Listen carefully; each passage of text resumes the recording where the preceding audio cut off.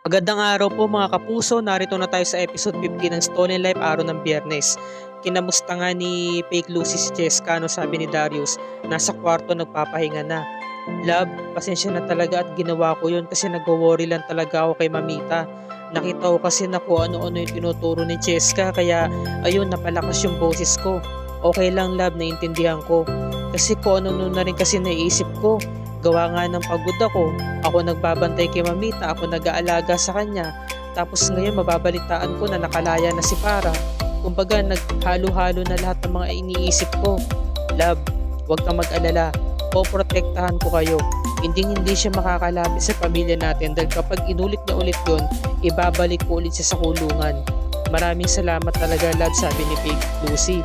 Ngayon syempre siniguro nga ni Darius na magiging safe sila o proteksyonan niya ang kanyang pamilya, pati rin kay Mamita. At niyakap niya itong si Lucy. Paniwalang-paniwala pa rin itong si Darius.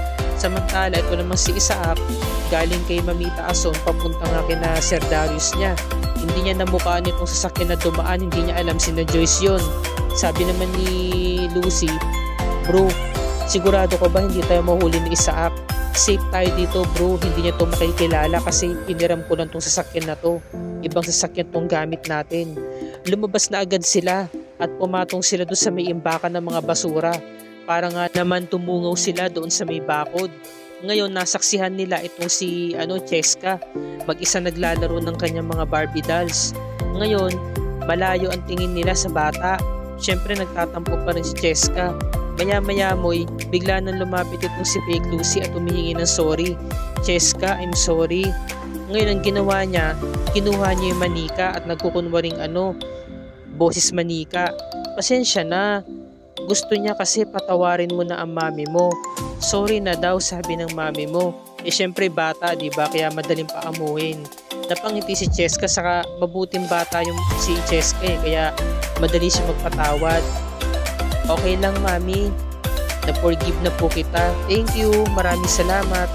Ngayon syempre, naluluwa si Fake Para, yung totoong Lucy, dahil nakikita niya, tanong na tanong nilang dalawa ni Joyce, na talagang paniwalang-paniwala na si Cheska sa Fake Lucy. Diba? Naangkin na talaga ni Fake Lucy yung atensyon ng kanyang anak. Nakuha niya na ang loob nito. Maraming salamat Cheska at na-forgive mo na si mami. It's okay lang po. Promise hindi na mauulit yun. Marami nang kasi nangyari Marami na ako iniisip. Ano po ba yun? Si Tita Para mo, diba monster siya? Maaari niya kasing kunin ikaw saka yung Daddy Darius mo. Hindi po mangyayari yun mami kasi poprotektahan po kita, sabi ni Cheska. Ngayon dumating si Darius. Uy, batiin na sila, magkasundo na sila. Niyakap niyo yung kanya mag-iina. Lalo patuloy nasaktan si Fake Para, yung totoong Lucy dahil nga sa nasaksihan niya. Kaya nangyari, umuwi na lamang sila sa bahay. Nawawalan na naman siya ng pag-asa. Nagiging na naman siya mahina sa pagkakataong ito. Sabi ni Joyce, bro, isang timba na ng duhayang naipon mo. Kanina ka po umiiyak, tama na yan. Bro, papaano? Kung wala na talaga akong balikan. Ayan na naman tayo bro Pinanghihinaan ka na naman ng loob magtiwala ka lang. Haluan mo lang ng dasal, makakabalik ka rin sa pamilya mo. Hindi ba nga may plano tayo na gagawin?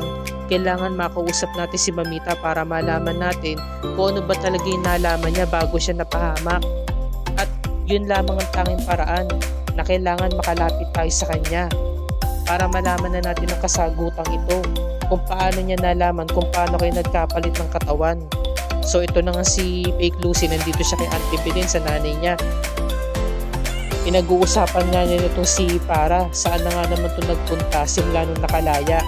Sabi naman ni Auntie Belen, hindi pa ako napupuntahan dito ni Para o ni Lucy. Di ba nga hindi niya to alam tong bago ko nililipat ang bahay, di ba nga lumipat nga ako ng panibagong apartment.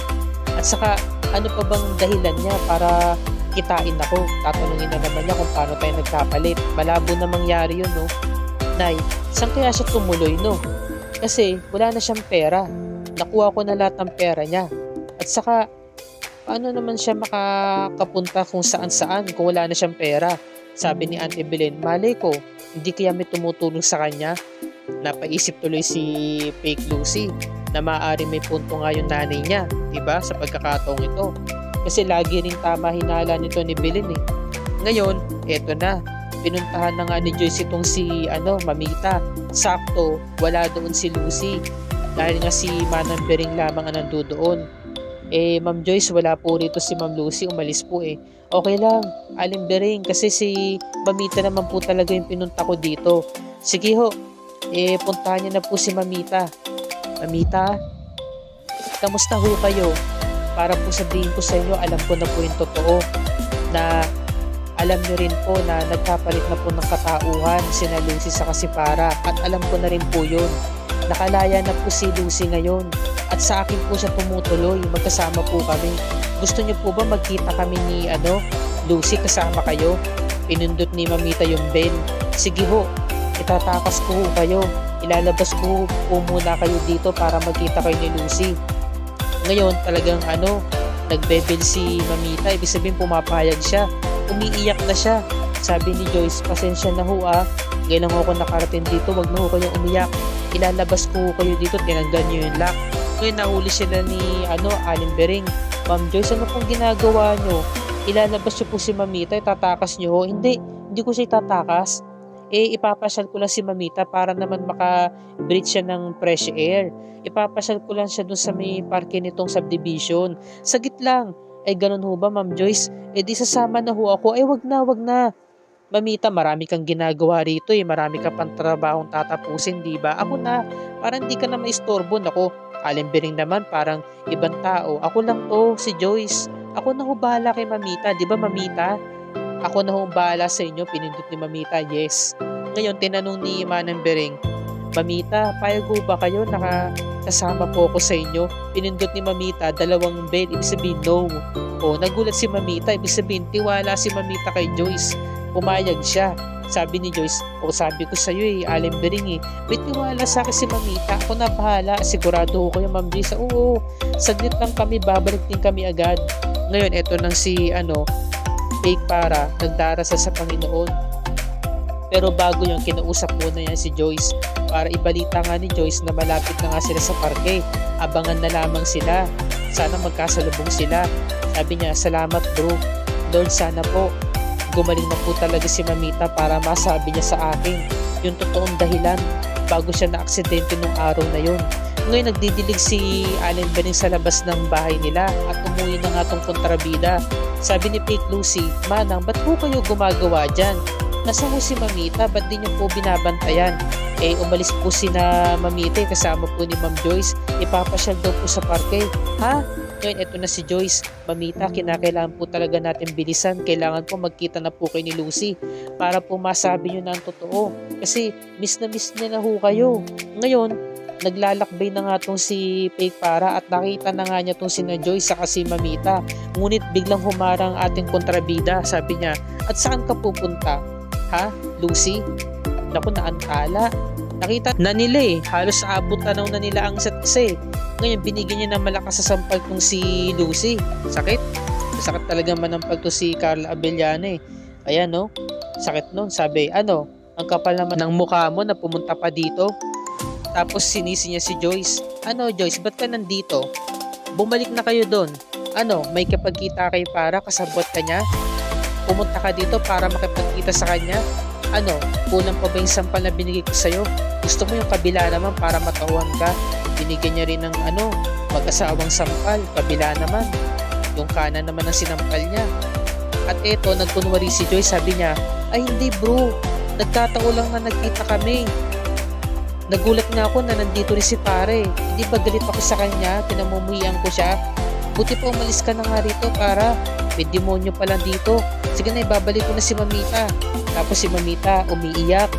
Parang meron siyang gustong sabihin kay Lucy. Wala na, naantala na. Naharang na ng kontrabida. Natakot siya kay kay Lucy. Sabi ni Lucy, bumalik na kayo, balik mo na si Mamita. Sabi ni Fake Para, Mamita, saan ka pupunta ha? Sasabihin mo na naman na ikaw si Lucy? Sabi ni totoong Lucy, inagaw mo na ang lahat sa akin. Ngayon sabi naman ni Joyce, Mamita, sorry. Sorry talaga, nadatnan tayo ni para marami pa naman pagkakataon para dito, hayaan nyo. Magkikita pa rin kayo.